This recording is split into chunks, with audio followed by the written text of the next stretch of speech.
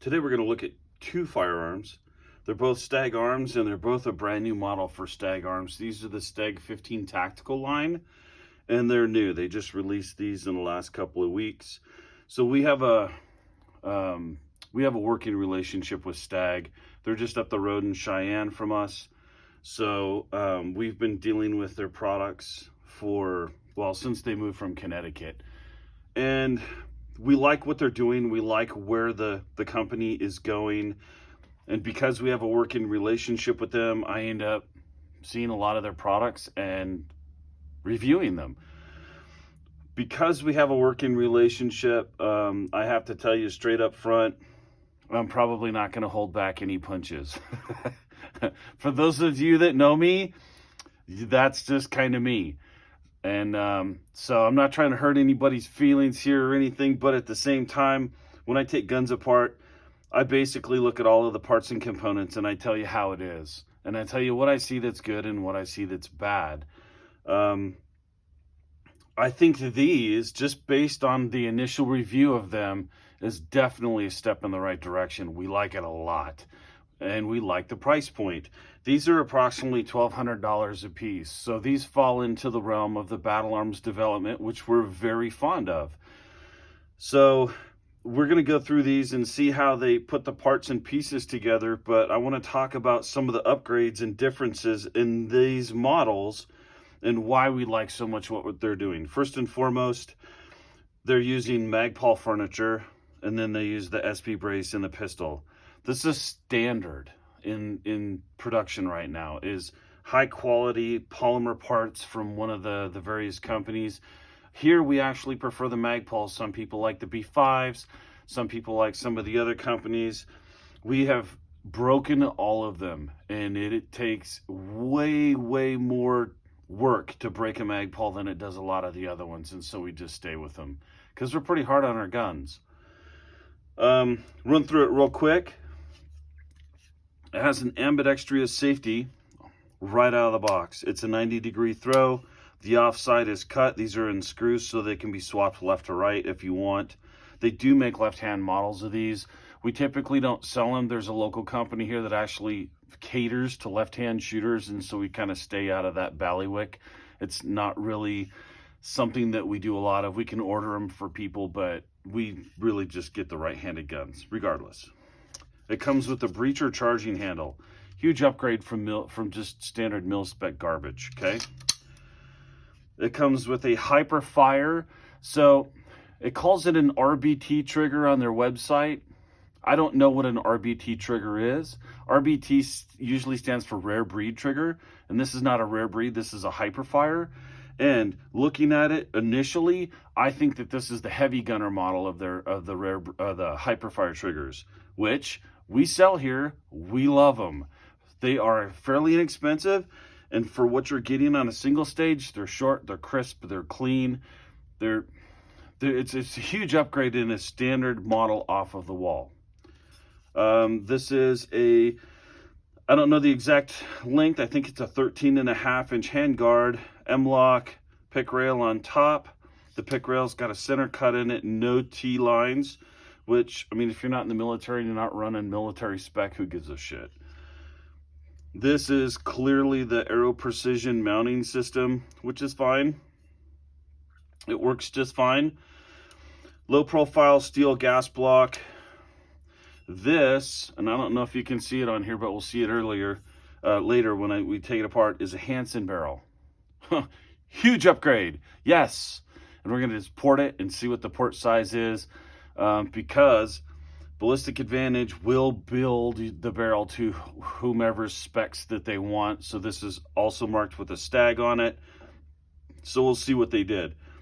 It also has a VG6 flash hider on it. The Delta VG6. Huge upgrade, okay? So we've got a lot of basic upgrades right off of the bat on this thing. Let's look at the bolt carrier group real quick. So this is a 9130 steel nitrided bolt carrier group. And M4 M16 cut. I know I took one apart earlier. We took them all apart earlier. So on the pistol, You have an SB3 brace, okay? Sorry, SBA3 brace. And the barrel is a standard government profile. It's clearly made by Ballistic Advantage. It's marked Stag Arms, 4150 chromoly vanadium, 1 in 7 twist. This is also 1 in 7 twist. 5.56 both, 4150 chromoly vanadium both. VG6 Delta. Flash hider on this one again. Yeah, lots of good upgraded parts, real basic on this. So when we get into the guts, we'll see if they upgraded any more of the parts. I believe that they did, based on having taken them apart and reviewed them compared to what they're doing on some of the other firearms. But we'll get into that when we break these down. I want to break both of these down. I'm probably going to video the majority of the 16-inch, but I want to take this one apart and I want to check the port size, and I also want to check the specs on the parts inside of this, because rifles and pistols should not be internally the same. So we'll look at that.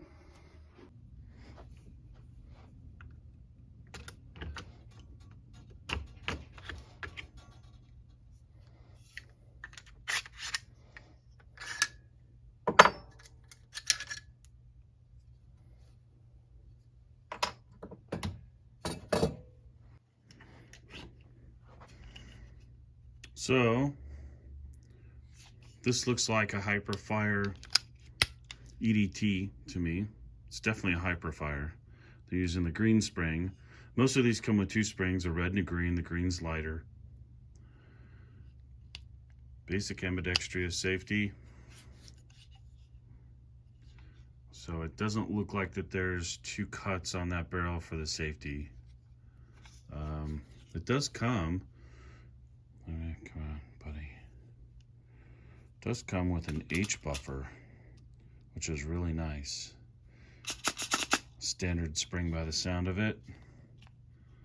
Everything else looks fairly normal. Okay, I spec'd out the lower and the parts inside, so let's talk about it.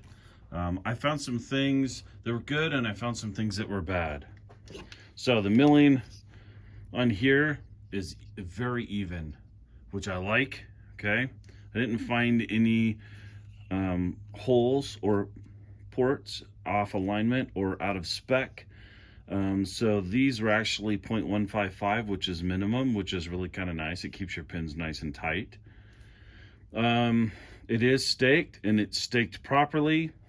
So this is torqued properly. I didn't pop it loose.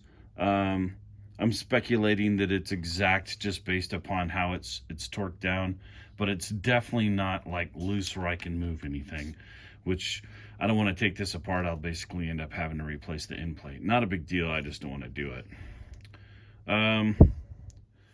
The tube is vented, which I like a lot. So the bad. This paddle, I immediately recognized. This paddle right here.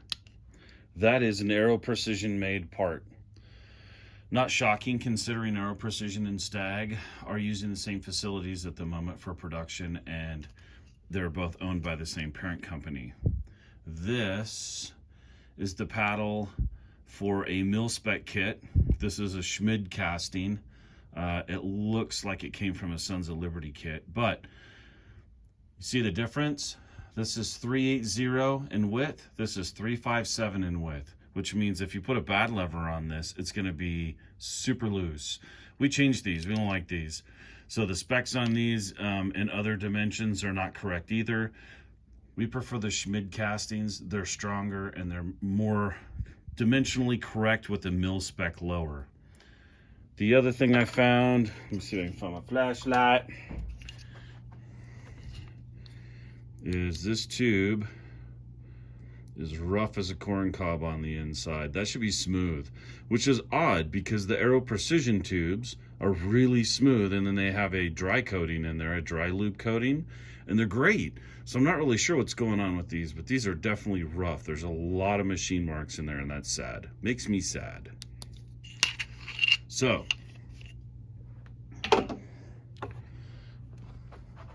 this is not a heavy gunner trigger. This trigger has a delta ring that fits on the side of this stud right here, and that really makes me mad. The heavy gunner trigger is $100 retail. There is no reason, absolutely no reason, to skimp and put this piece of shit in the gun. So Hyperfire triggers are great and they feel great, but they do this to keep costs down. But the problem is that these fall off, these get lost, these break. Instead of putting a J-hook spring in the middle of this, which means they have to do some fancy drilling here, and then they have to put a J-spring in there to retain the pin in place. They use this on the outside, and they use the outside notch instead of the center notch. That sucks. Those are no bueno. Every company that makes this should be ashamed of themselves. Do not put these in your guns. These are bad, okay? The trigger is really nice. This ruins it. H-buffer, it works. I tested it, okay?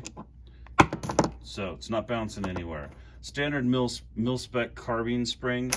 I'd like to see them use tub flat wire or a spring co. So these are super cheap and the cost difference is minimal. I'd really like to see better spring. But H-buffer, very nice. It's actually in spec. It's the right rubber, the right coating. It works properly. That's a bonus. All right, so let's talk about the upper and what I've looked at so far and gauged out. So this is marked Hansen on the barrel. It's also marked Stag and Ballistic Advantage, 5.56 NATO, 1 in 7, 4150. And this is QPQ, melanite, salt nitride, call it what you will. It is a taper cut, so it is the Hansen profile. It is a 072 gas port. Okay, that's a 072. 072 is actually right there in Happy Land. In this exact same barrel, Sons of Liberty uses a 073. Some other companies use up to 076, and I didn't see anything lower than 072. So it's a fairly tight gas port Hansen barrel. It's good. It is not cut for a pin like a normal Hansen barrel. And the gas block is also not cut for a pin, and there's no pin in it, just the 2 screws. So the 2 screws were in there. They used the right screws. These are the neural tip screws. You can see that they were torqued down. They were torqued down very strongly, okay? There was no fastener on the screws. No red Loctite, no rock set, nothing. So they were just torqued in place. There is, let's see if you can see it here. There is no dimple on this barrel. So there's no mechanical lock on the gas block onto the barrel. I don't like that. If you're going to use a Hansen barrel, and the Hansen barrels, if you buy them separately, come with a gas block that is pre-cut with a pin, why wouldn't you just use the pinned gas blocks and barrels? Well, it's cheaper and easier to assemble them this way, and that's why they did it. It's not better. It's not good. I can see that they got the gas block aligned properly based upon the ghost outline from the port in the gas block, okay? But if you're not going to do this, dimple it. If it was dimpled, good to go. Dimpled red Loctite, I'd be happy as a pig in poop. But as the way it stands, no, that's not acceptable. So this assembly is not what I would consider correct. There needs to be more to it. There needs to be some sort of mechanical lock, and they need to have thread retainer, either red or rock set, on the screws, period. So this was timed correctly, but this was crushed. So it is a crush washer, and it was crushed. I mean crushed. So that has sometimes to do with timing. Sometimes it has to do with the thickness of the crush washer. So neither here nor there. I just thought it was kind of interesting that they had to go that far to get it to get on there. Also, I head spaced the bolt to the barrel, and we'll get into the bolt and all of its specifications here in a bit. But I did head space it. I also checked it for alignment with the upper. I also checked the upper for straightness and dimensionality, and it passed all of those. All right, let's check the torque on the barrel nut. So this is an aluminum barrel nut. I'd expect it to be somewhere in the 40 range. This is set at 35 foot-pounds right now. And it came loose, 35. So it was less than 35. It never clicked over. That's not good. I would rather see them shim it and put more torque on this. That's not enough torque. 35 to 40, maybe up to 45. There are shims in here. There's one barrel shim. They probably needed two to get it to the right torque. It was aligned properly, and there is anti-seize on the threads. It's snug. It was not bedded into the barrel, but it was definitely snug, not a thermal fit. So I'd like to have seen that bedded into the upper. I did check the feed ramps earlier, and the feed ramps are actually pretty nice for just basically two pieces going together and not having a custom cut. So I put two more shims on this. It took two to get it to spec. So it is timed and at 40. Took two shims. They only had one in there. They really needed three.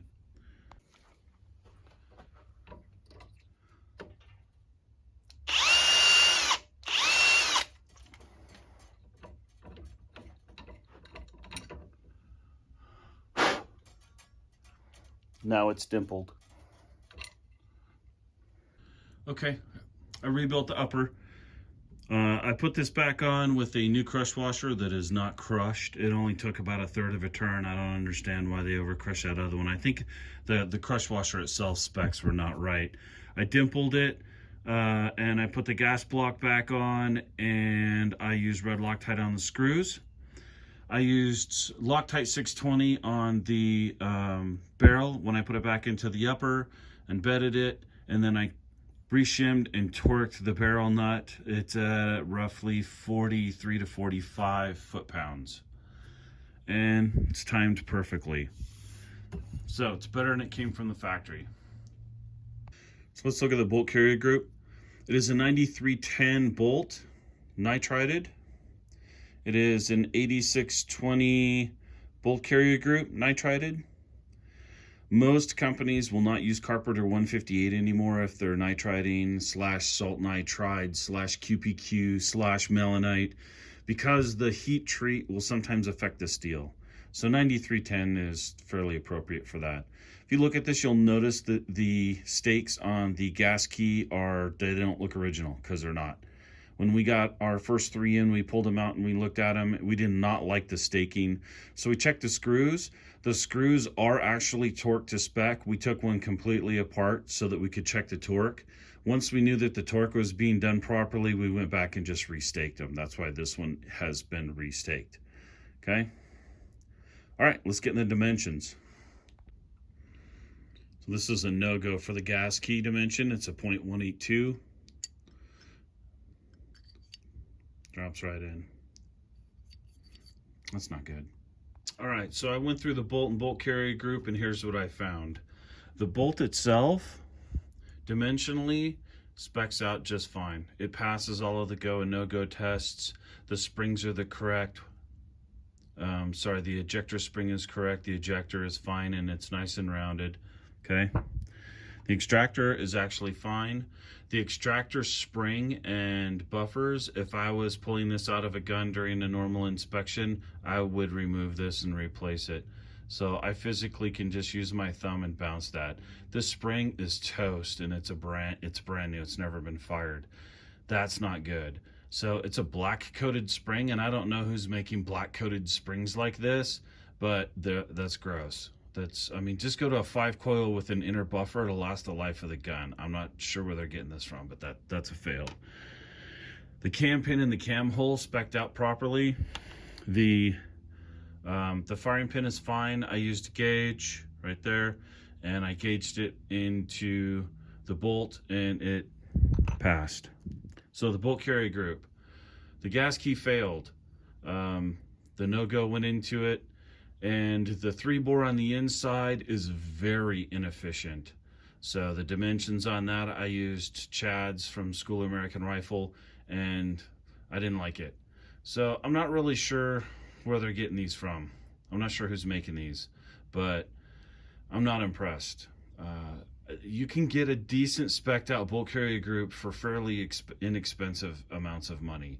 I don't know why they're using these, but it's going to work. It's not efficient, and that's kind of sad. Okay, I rebuilt the bolt carrier group and put it back together. I replaced the extractor spring with a 5-coil with an inner buffer, no outer donut, which will last the life of this gun. So this has been restaked so that the stakes are better. The dimensions are what they are at this point, so it's going to be a little bit inefficient. The gas keys do pass when I tested them earlier, so this is going back in the gun like that.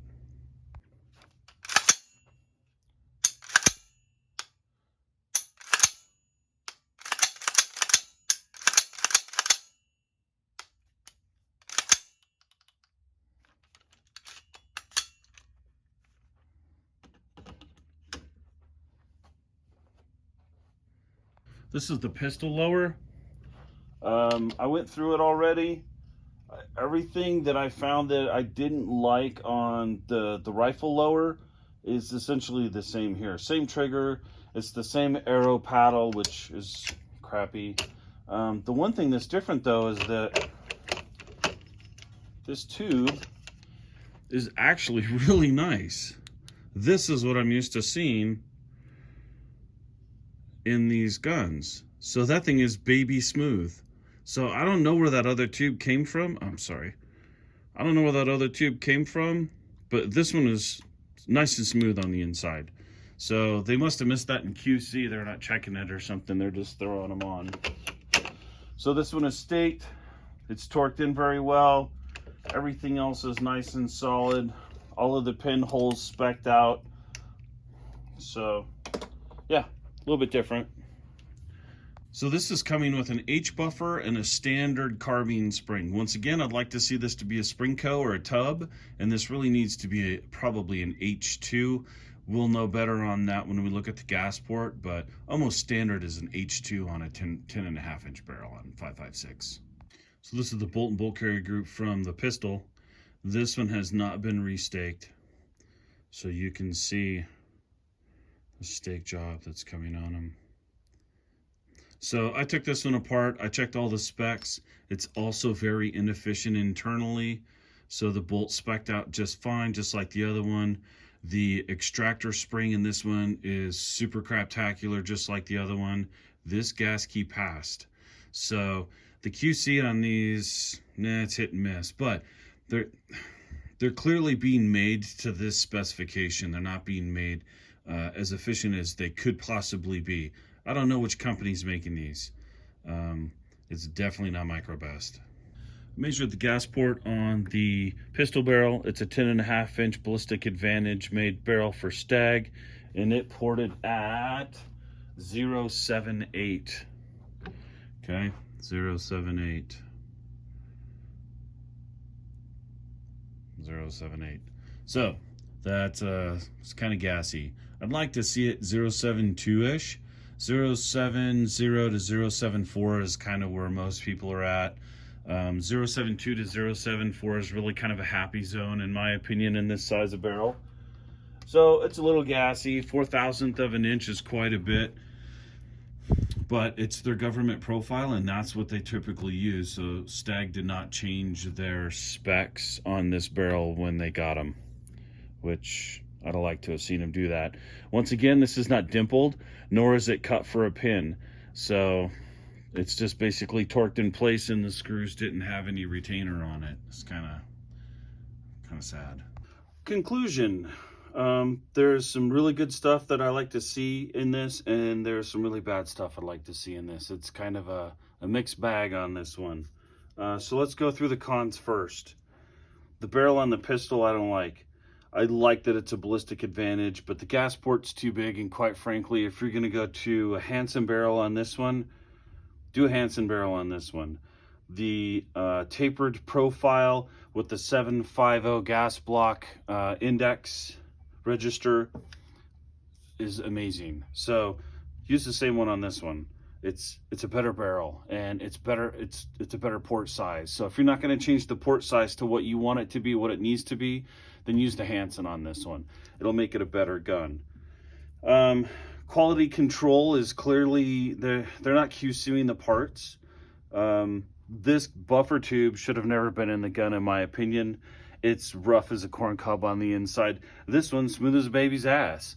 So if they're coming from the same stock, that means that the QC on those parts before they go into the gun is not happening, and they need to catch that. Same thing with the gas keys. The gas key failed on this one and passed on this one. And then the staking was bad on both of them. So once again, the QC needs to be happening during or before assembly, but it needs to be happening somewhere where those little problems get caught before they get put into the actual gun. So the bolt carrier groups I'm not a fan of. They will work. I know they'll work. We've ran hundreds of them in other people's guns before, but these are very inefficient, and they're consistently inefficient in their dimensions internally, and it's by a couple of thou. It's not like those can't be corrected by the manufacturer. Whomever is making them probably needs to go back and check their specs to make sure that they're making them within specification, tight enough to be quality, and they're not. So yeah, they're going to work, and yeah, the average customer is probably not going to see the difference, but somebody who's running these really hard, they're going to see a difference. Somebody who's using a whole bunch of different types of ammunition, competitive shooters, somebody who does a lot of tactical classes, they'll see a difference. And it's just the cost for a better bolt carry group in this is just not excessively enough to make it worth buying the cheaper one. The gas block assemblies are flat out, in my opinion, incorrect. You cannot just throw it on there, line it up, and toss the screws on there and torque them down. They will not stay.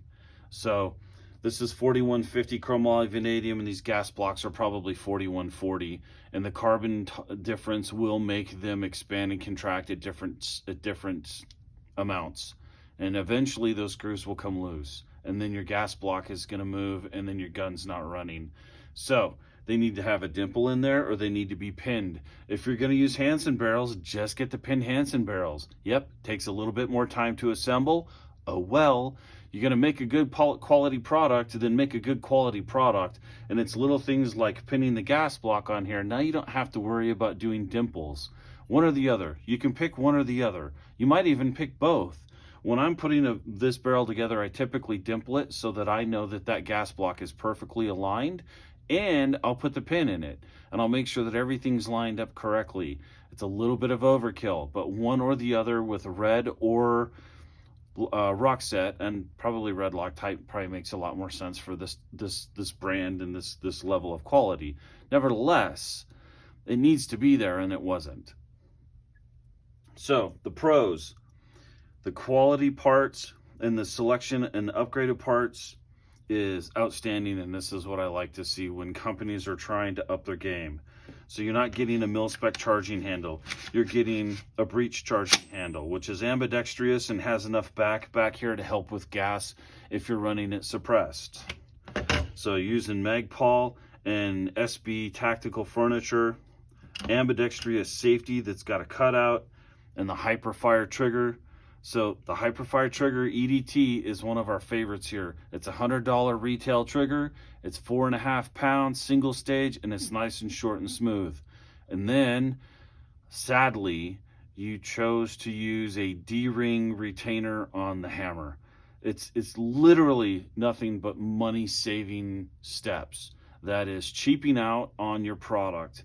Get rid of those. Go to the EDT. Use a J-hook. They're exponentially more efficient, and they don't break. You can't lose the D-ring if it's taken apart. It's just bad. Just go to the EDT in these. Stop skimping on $5 to $10 there, okay? The handguards are still really good. We've used these for years since they've come out. We like them a lot. So these basic external components, these help when it comes to selling the firearm, because nobody wants to buy generic firearms anymore for the most part. Okay? But some of the techniques that are being put together on this are still not good, and the bull carrier groups, I mean, if I could do one thing, I would change the bolt carrier groups in these. The second would be changing the trigger to the EDT. And the last thing would be to go to an H2 on this one. H buffers are amazing. That's perfect for this. It will run great. This one's gonna run too fast with that H buffer. Go to an H2 in your 10.5s. Go to the Hansen barrels. They'll be immaculate products for the price that you're selling them at that point, and they will outsell everybody else's on there. This is basically competing with the Battle Arms development on the market right now. It's close. They're both really close when it comes to quality, but the Battle Arms development bolt carrier groups are better. And that will stop me from selling this one over a Battle Arms when it comes to somebody I know that's going to run it hard.